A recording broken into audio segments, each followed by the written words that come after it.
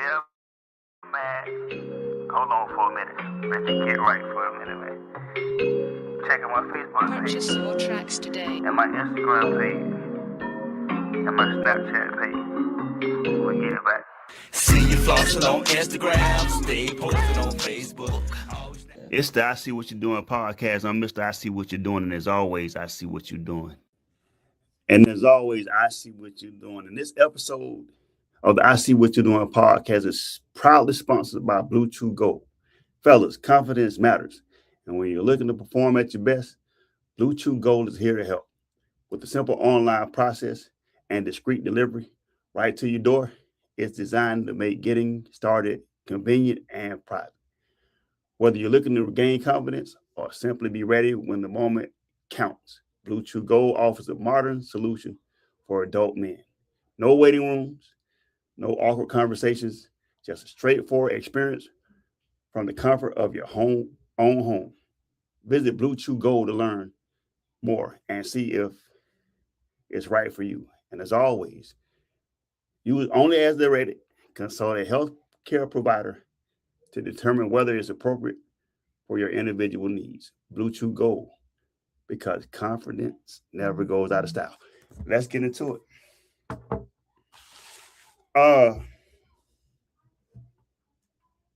Tonight we're going to examine a question that affects every American regardless of political party. The question is, who is accountable when powerful institutions make decisions that impact our lives? Whether it's public health officials testifying before Congress, legal disputes involving January 6th defendants, or concerns over how the federal government handles Americans' personal information. Each of tonight's stories points to a larger issue: trust. Trust in government, trust in financial institutions, trust in legal systems. Our goal tonight isn't to tell you what to think, but to provide you the facts, explore these events, why they're happening, explore these events and tell you why they matter, and explore these events and discuss to you what they could mean for the future of our country. So after that, I want to get right into it, right? And there's a lot of interesting stuff going on, but I picked out the five stories segment that I missed this week. And I was going to go from the front to the back, but I think I'm going to start from 5 and finish up with the first one. So let's get right into it. There's always a conversation about Social Security and whether Social Security is going to run out and how Social Security is being handled. And the interesting thing about the story that I found is that Social Security is starting to feel like a Ponzi scheme. Some shit that goes back to Bernie Madoff. Do you remember Bernie Madoff? Just hang tight. I'm going to give you my insight on what's going on in this. And I'm not sure whether we keep up with Social Security a lot, but this was an interesting story because I did not know this was going on. And because I didn't know that it was going on, there's probably millions of people who did not know that it was going on. But I'm going to tell you what's going on. Currently, there's a lawsuit out that challenges the federal government's access to Social Security numbers and related information for millions of welfare recipients. Now, we can think about all the stuff that has happened with welfare, food stamps, housing, affordable housing, and things like that. But Social Security numbers are more of a critical piece of information, because if someone has your Social Security number, all types of fraud can happen. All types of illegal activity can happen around your social security number or your ID per se. Supporters argue that this data is necessary to combat fraud, while opponents argue it raises serious privacy concerns. And I mean, shit, not to say that you can't check a person's credit score or something in other ways other than a social security, but the primary way to check someone's credit score or dive into their personal information is through their social security number. Now, I did a fact check, and I want to tell you what the fact check said, because this is educational, right? I mean, this is the I See What You're Doing podcast, and the only way that you can see what's happening is with proper information. I always show up here with information that's been fact checked. So the fact check says that the legal dispute centers on whether current data sharing practices comply with federal privacy laws. This case has not yet produced a final judicial determination, so possibly could have been something that had already been ongoing, and we're just now running into a public information, or this particular story getting out to the public. Maybe some people have already known it, but I just found out about it, so I didn't even know that Social Security numbers were in jeopardy like that. I am sure that I'm in the state of Florida to combat fraud. When you go to renew your ID now, your driver's license number or your ID number changes to something totally different, which I found to be totally odd, because why would you change my ID number that I've had up 10 years? And some of us can remember when we first got our IDs. And when you go to renew it now, that number is going to change. My problem with it is all of the things that I've acquired with that particular ID and that particular number are going to be left in limbo, from what I feel.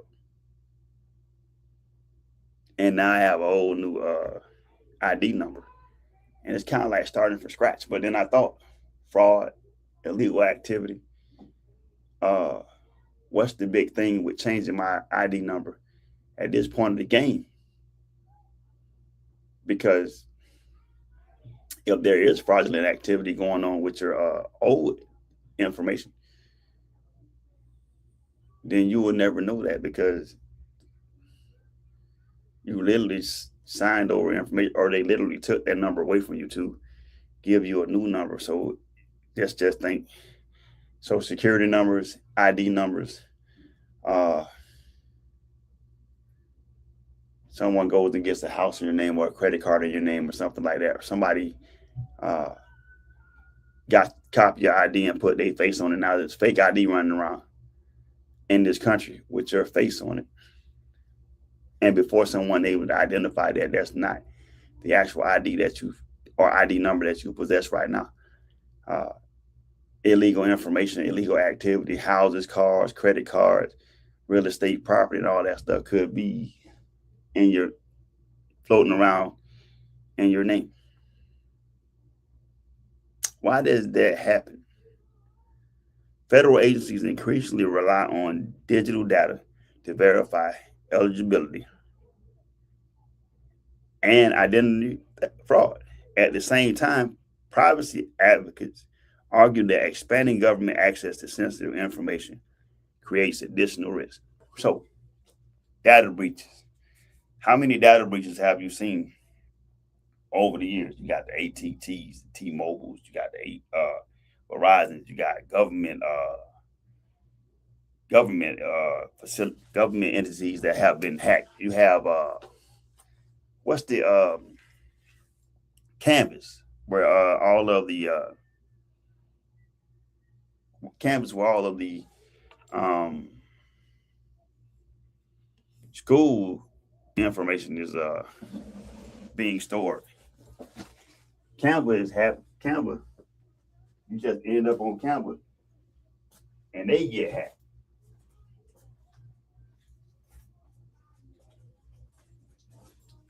Give me 1 second. Be right back with.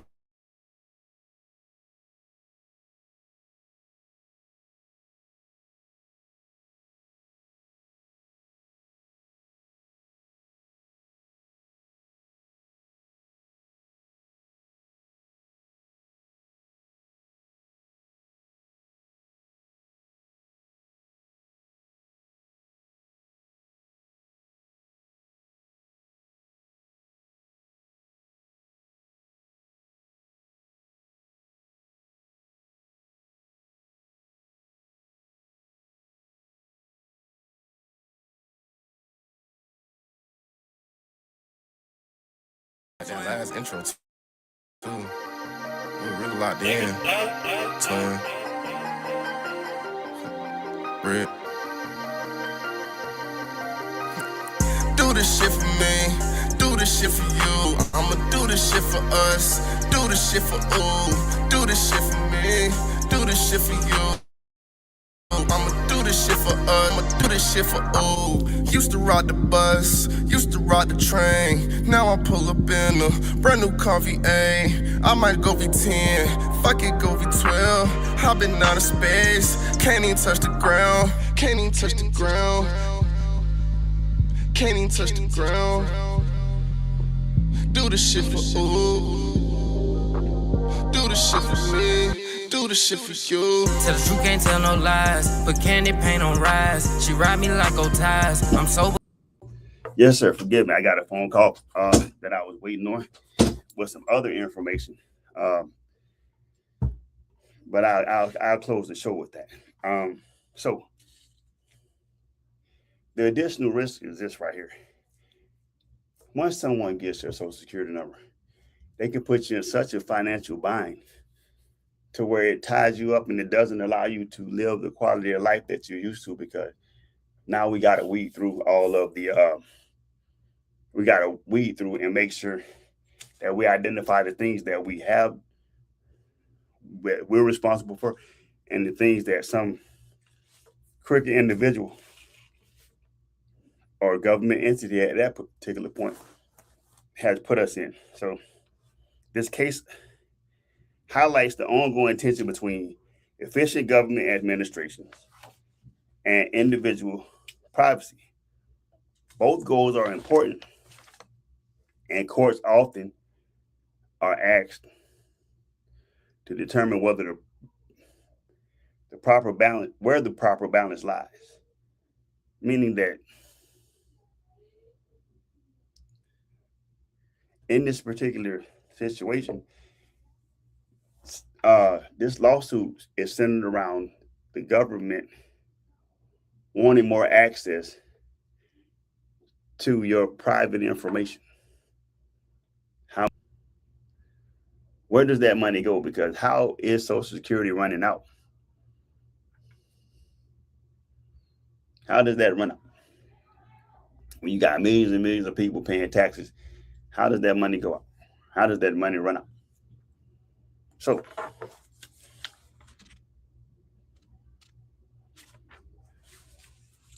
you should probably be really careful about and monitor your credit, because I got a fraud alert the other day from one of the credit bureaus, and I mean, said I'm extremely careful about how I utilize or where I put my information, but I got a fraud alert, and that concerned me. And then I saw this particular article. So yeah, be careful out there, man. Be careful out there. You know. Number 2 was one that I'm still concerned about. I mean, I'm still lost.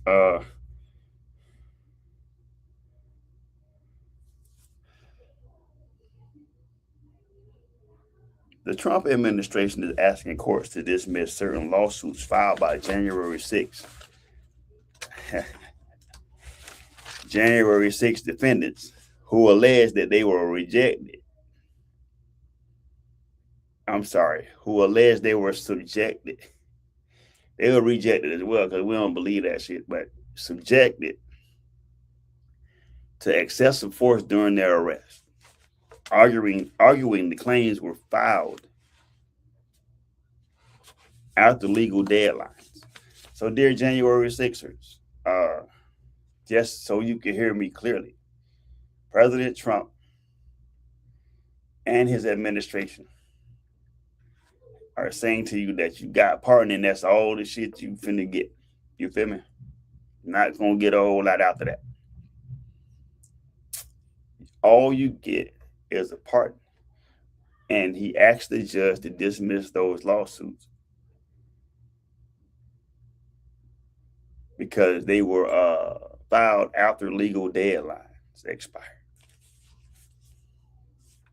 Which the majority of Americans didn't even know that those particular lawsuits are being filed. Here's the logic behind that, if you would.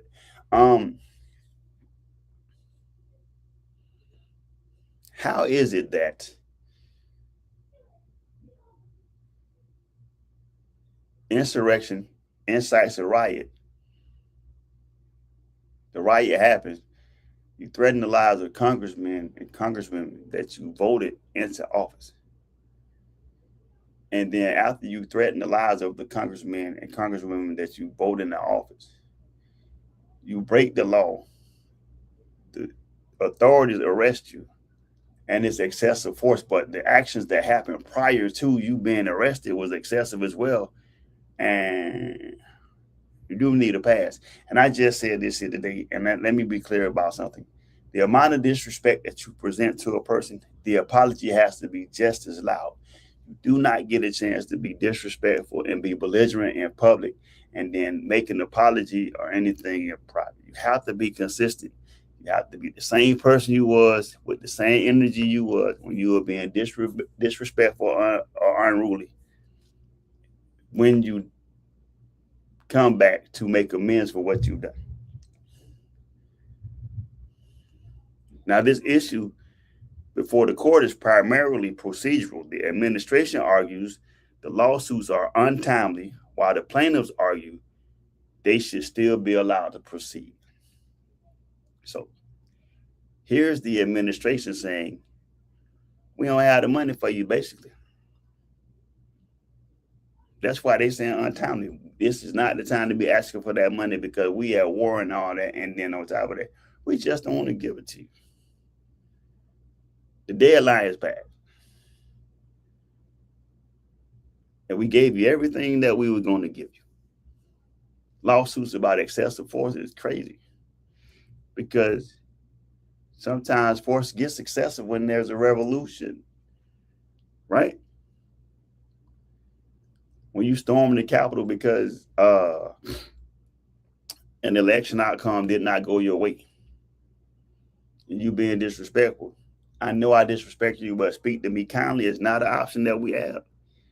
You have to get met with the same aggression and disrespect that you had when you perpetrated what you perpetrated.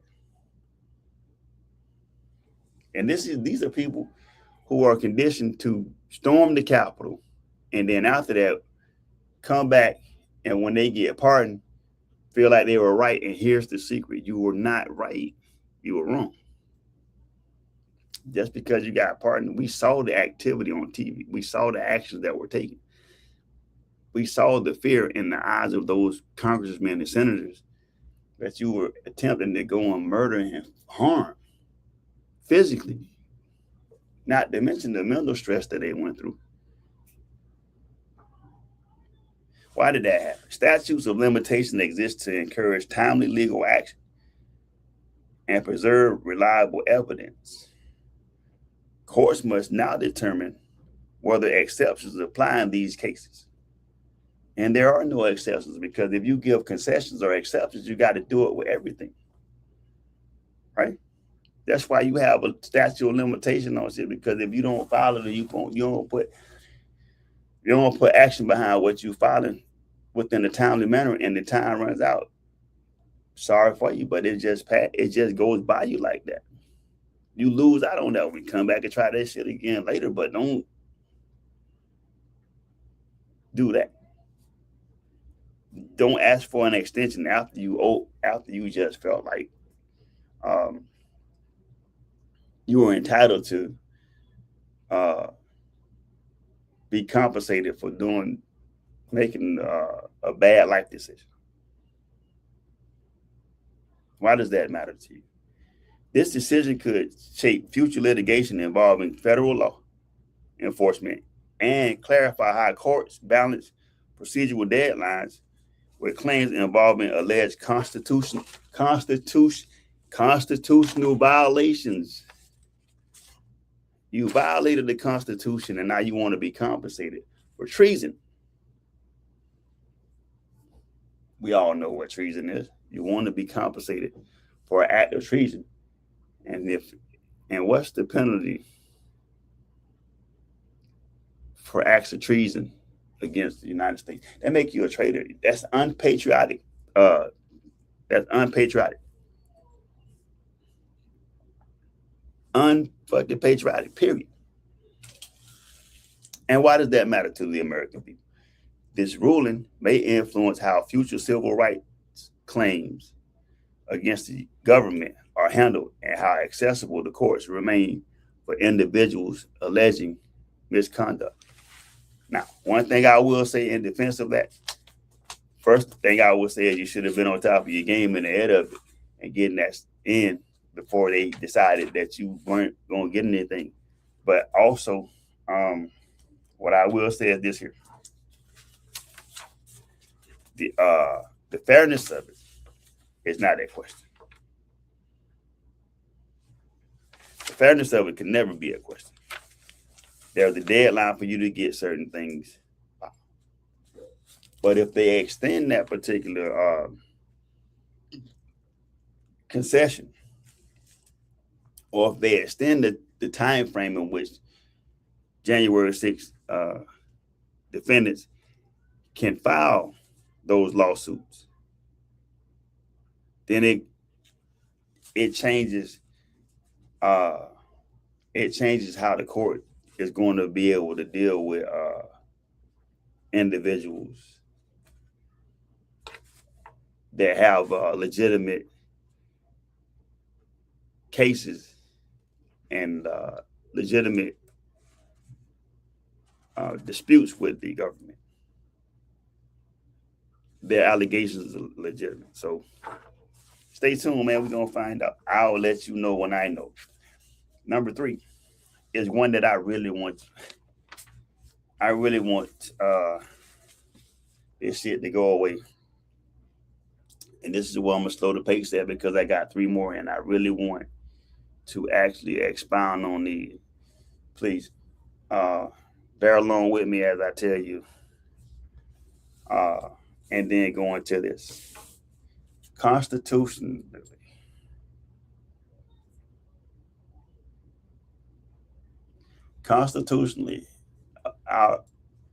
the president that we have now, this is his last rodeo. This is his last ride. And unless something changes in government, you only get 2 terms, right? You only get 2 terms as president. Hell, I want my 2 terms as president. Because apparently you could just let anybody be the president. So,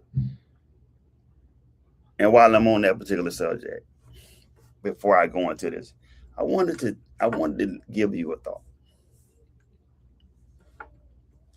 Most of the presidents that we have had in the modern era have been businessmen or business savvy,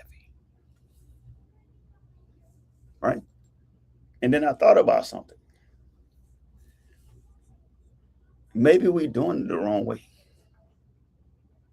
because they've been business savvy, but nobody ever checks their background about how savvy or how successful the businesses that they had were.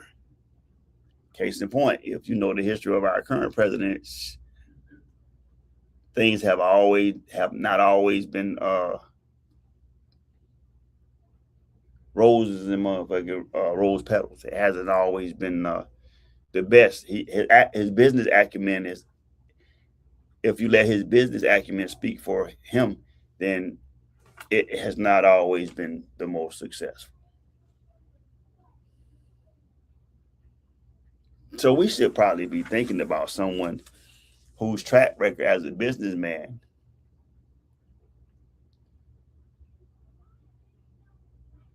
shows him being more successful than failing. I know somebody's going to look and say, oh, look, he's attacking them again. But what I'm saying is, if you start out a country and the country's debt is zero,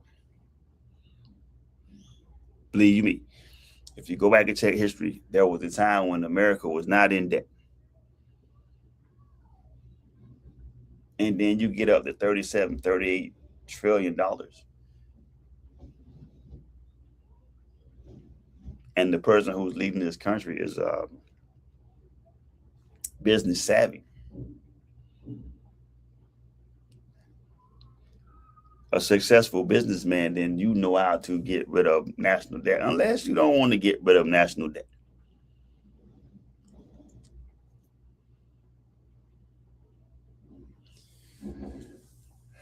I said all that to say this. We can't continue to have our president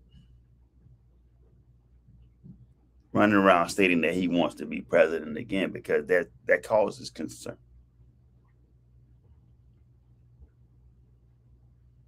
He said that President Trump's public comments about his political future continue to generate national attention and debates.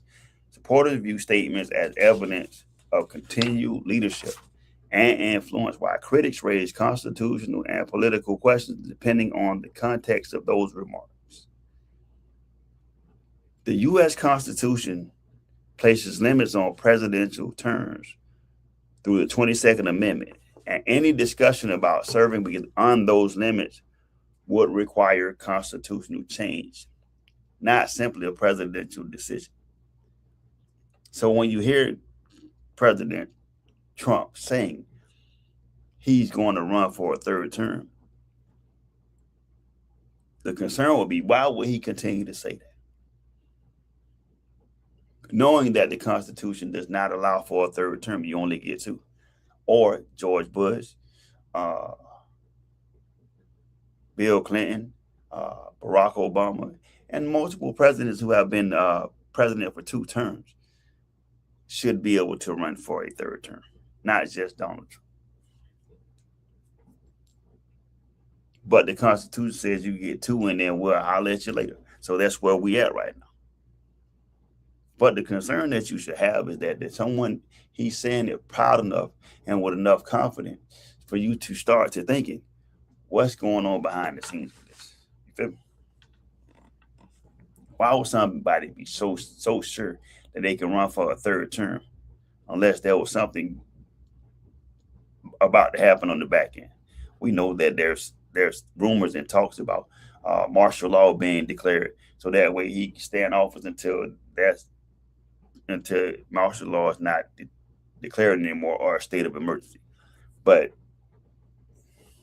from a political standpoint and from a constitutional standpoint, there's only 2 of them. First term, second term. Some people run them back to back. Some people run, split down like he did, and then get another term. But at the end of it, this go around, you have to pack your bags up and head on out and let somebody else come in and be the president of the United States. Why does that happen? Political leaders often make statements about the future that energizes supporters and shape public debate. These comments also draw scrutiny because they involve constitutional principles and the balance of executive power. Okay. I would go out on a limb and say that if he run again, we would be pushing for Barack Obama to run one more time, or maybe Bill Clinton to run one more time. Because I mean, I still stand on the fact that Bill Clinton had one of the most impressive presidential runs, minus the Monica Lewinsky thing, that I've ever seen. Balanced budget, everybody working, the economy firing on all cylinders. Feel me? So, we gotta stop having that debate, and somebody gotta tell him, hey, that's not how we're going to do that, and that probably should stop being a topic that we tend to address. You feel me? Because that's not how we're going to go into the next presidency. You had your shot, bro. We appreciate you for what you've done for this country, whether good or bad. But there's no other term for you. And right in the middle at the halfway mark, this episode of the I See What You Doing podcast is proudly sponsored by Blue Chew Gold. Fellas, confidence matters. And when you're looking to perform at your best, Blue Chew Gold is here to help. With a simple online process and a discreet delivery right to your door. It's designed to make getting started convenient and private. Whether you're looking to regain confidence or simply be ready when the moment comes or counts, Blue Chew Gold offers a modern solution for adult men. No waiting rooms, no awkward conversations, just a straightforward experience from the comfort of your own home. Visit Blue Chew Gold to learn more and see if it's right for you. As always, use only as directed and consult a healthcare provider to determine whether it's appropriate for you and your individual health needs. Blue Chew Gold, because confidence matters and never goes out of style. Be easy. So,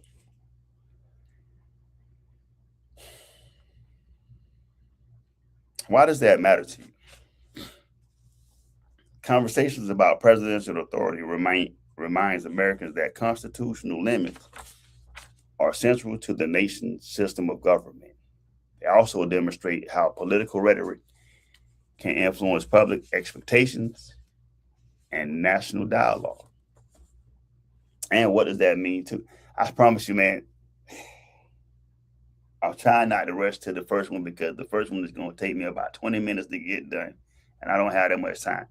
But why does that matter to the American people? This story encourages citizens to remain informed about the Constitution and the legal process that governs and that has governed presidential succession, elections, and term limits.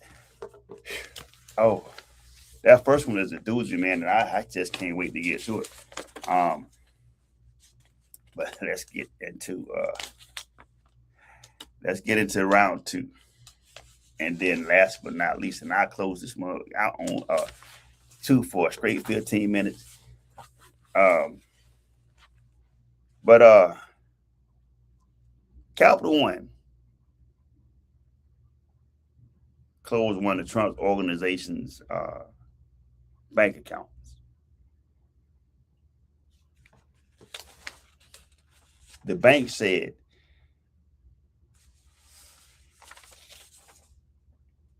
that decision followed an internal anti-money laundering compliance review.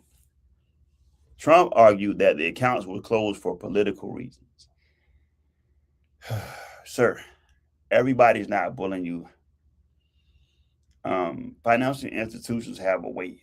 Again, just like the Constitution, financial institutions have a way. And they have a set of laws and bylaws and rules that they have to go by. And you have portrayed yourself as the greatest victim this country has ever seen, while being loved by the majority of this country. It's just the businesses in this country that attack you, and then the conspiracy theories, right?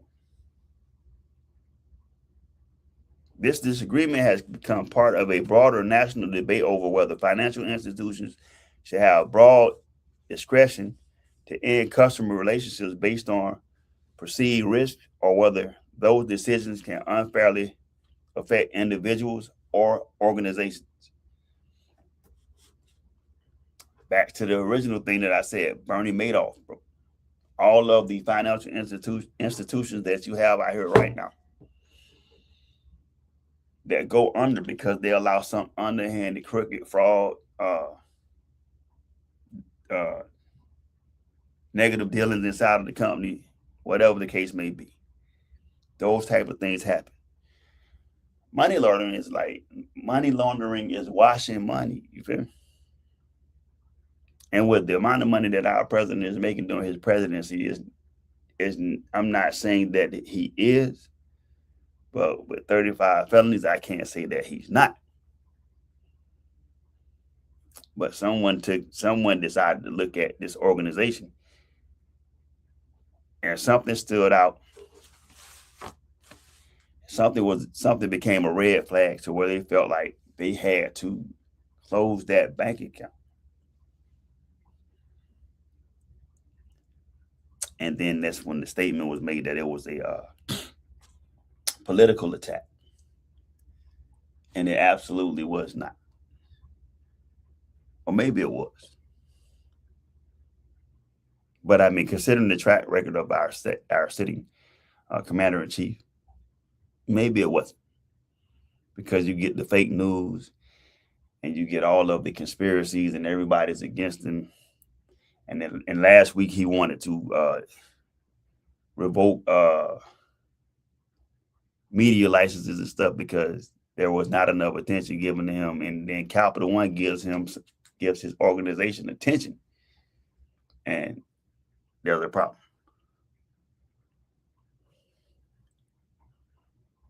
Capital One has stated that its actions were tied to compliance, again, and risk management. That is different from accusing the customer of money laundering. The legal dispute centers on why the accounts were closed and whether the bank acted lawfully. So I'm trying to figure if you have a bank or you are an owner of a bank regulated by the United States government, are you wrong if you go against the rules? I would beg to say yes. Are you wrong if you go with the rules and abide by the law? I would say no.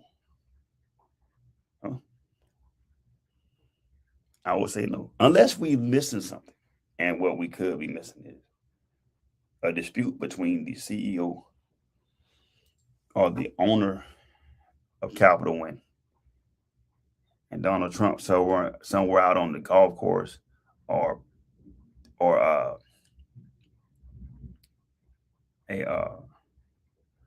party or something like that.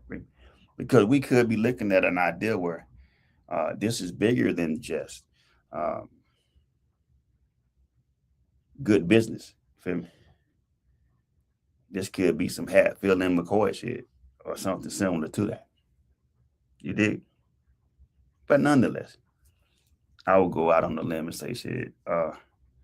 It's a witch hunt, because everybody, all the Trump situations are witch hunts. You dig what I'm saying? So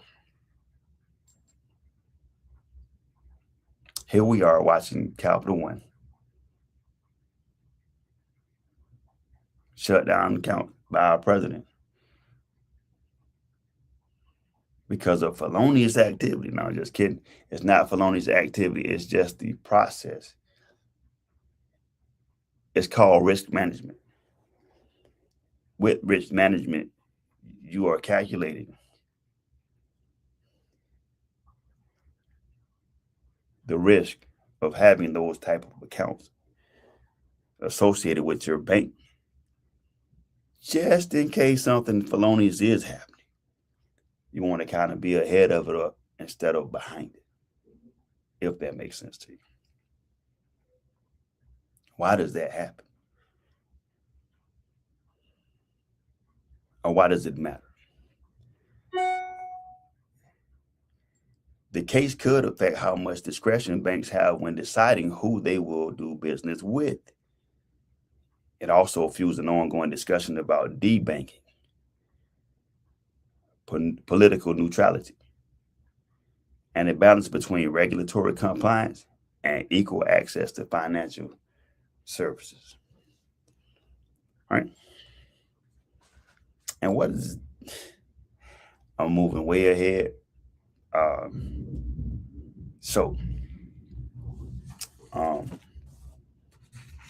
I'm not going to slow it down. I'm going to explain it to you how I see it here.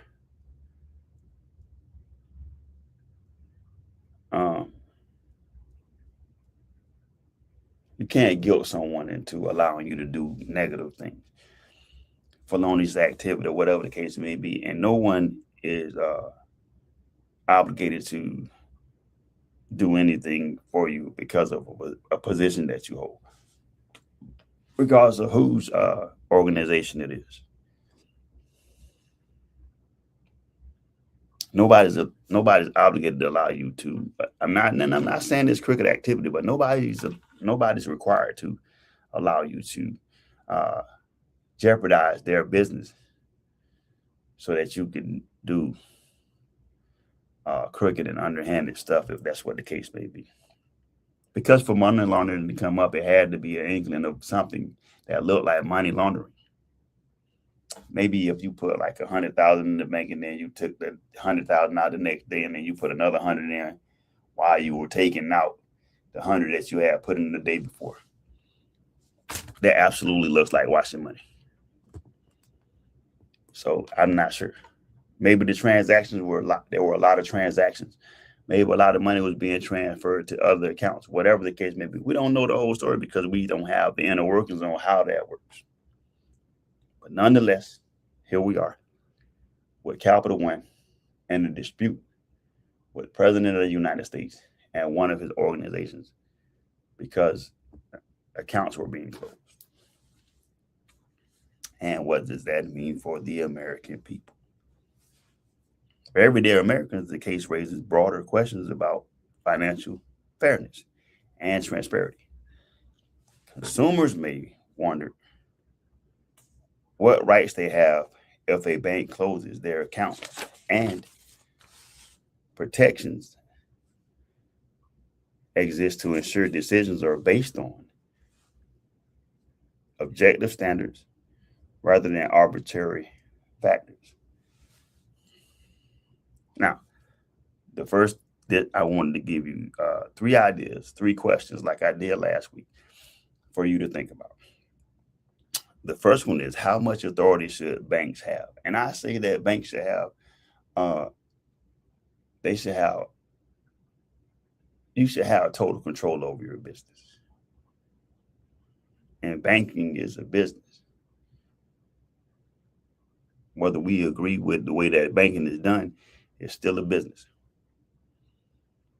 And there's already federal regulations on how banks do business.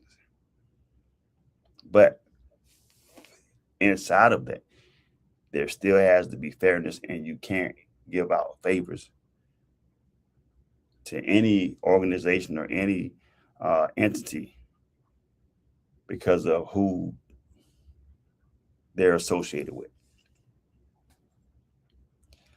2, is regulatory compliance enough jurisdiction? Should I say it's worked this long? Why change it now?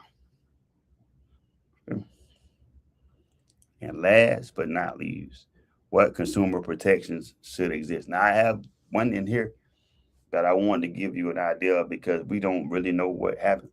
If you close the bank account, you feel me? Whether the bank gets a percentage of that money, whether the bank keeps all of the money, whether whatever other financial products come along with having that bank account or frozen at that time or whatever. You don't really get a chance to know that. Because again, we're not associated or intertwined into the inner workings of that particular Capital One, that we don't have a chance to know that. We only know the information in front of us. Right? But I mean, whatever those particular products are, then however that go between Capital One and Donald Trump, I stand on the fact that there had to have been a situation where something looked off. And bravo to the bank for protecting that particular organization for falling into some kind of legal calamity. And also, well, that's it. I mean, shout out to Capital One for protecting Donald Trump's money. You did. And last but not least, I could put the book down right now and get busy. But let's go into the last one. I tried my best to try to see it live, but sometimes business doesn't allow, an opportunity doesn't allow. But I got so excited when I heard that Dr. Anthony Fauci was brought up for a Senate hearing. But what do you mean? On what do you ask? COVID-19. COVID-19. And we all know how COVID-19 went. We know we know the conversations. We know that it takes 10 years to create an effective vaccine for COVID-19, but nonetheless, a vaccine showed up 6 months later.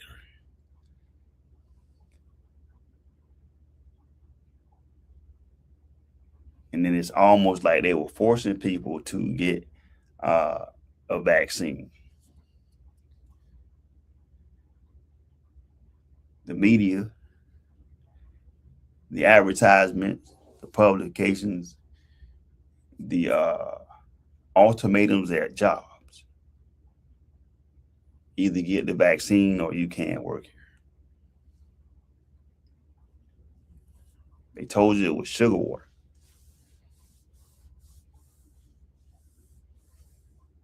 And if you don't remember that, they actually said it was sugar water.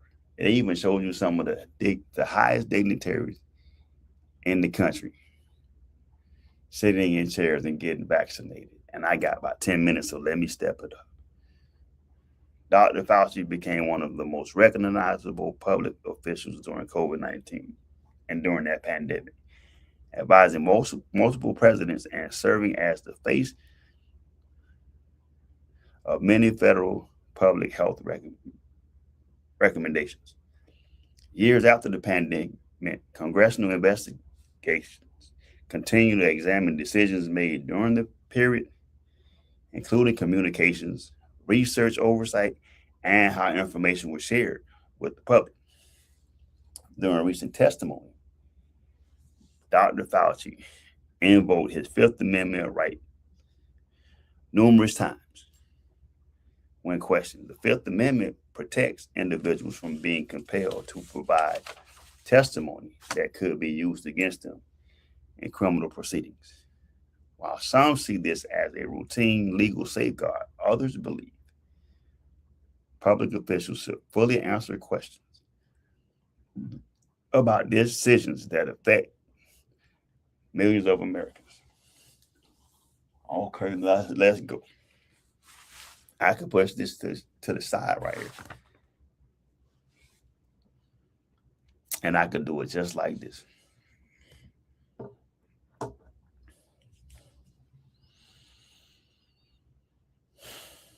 Caring concern for the American people should be paramount amongst all politicians, especially in times when there are pandemics, epidemics, or any other public crisis.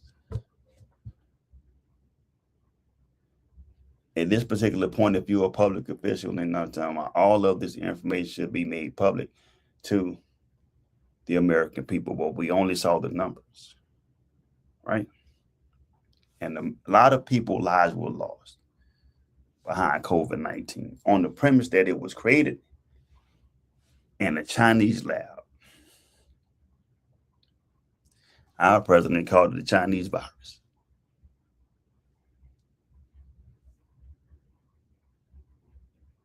The sitting president right now.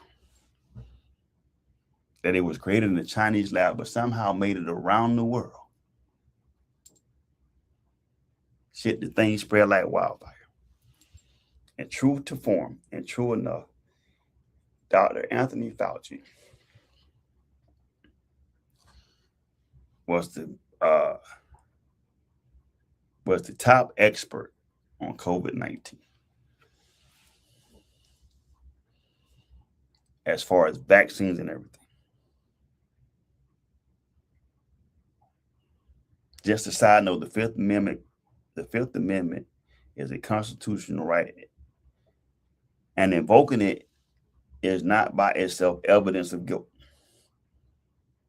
The congressional hearing remains part of a broader investigation into the government's pandemic response, and opinions differ sharply over what accountability should look like. But I've been calling for accountability to hold over government entities for the last year and a half. Let me get back. I can remember the question asked about a vaccine, and he literally said it could take up to 10 years to come up with a vaccine.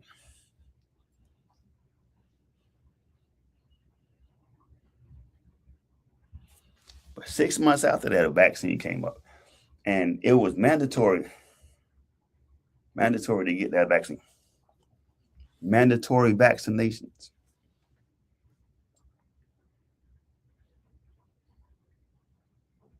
People were getting sick, blood clots. I saw the stories and tracked down stories where it was like they was putting shit in the vaccine, dormant strands of HIV and all that shit. Like, and if you get a flu shot and you inject the flu vaccine into you, that's how your body know to fight it off. But those type of things happen. And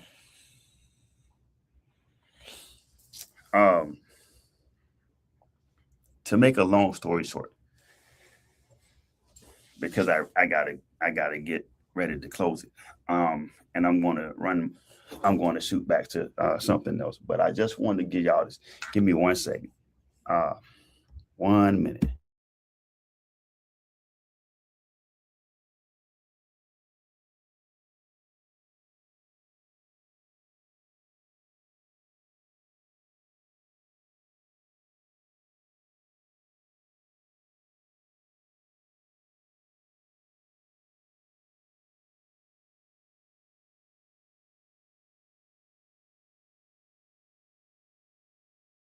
So to run back to it, I had got a text message I needed to read. Forgive me. To run back to and go back over this right quick. All we saw were the numbers from COVID-19, and then those numbers disappeared. The man that we are talking about right now, Dr. Anthony Fauci, invoked his Fifth Amendment right 111 times. He never answered one question. He had a paper with a statement that he was going to read out every time they asked him a question. And that question, and every time they asked him a question about COVID-19, he said, I invoke my Fifth Amendment right. Right? Which leads me to this, and then I gotta go because I love it. Dear American people, I think that we've been hoodwinked, man, bamboozled and led astray. I never got a vaccine, so there you go with that. But if you got a vaccine, you should be concerned that the man who said vaccines are coming and all that decided not to answer questions about COVID-19, and that should cause concern 111 times. So there goes our question about accountability again. Y'all stay safe, man. I gotta go. And until next time, I see what you're doing. Y'all be easy, man.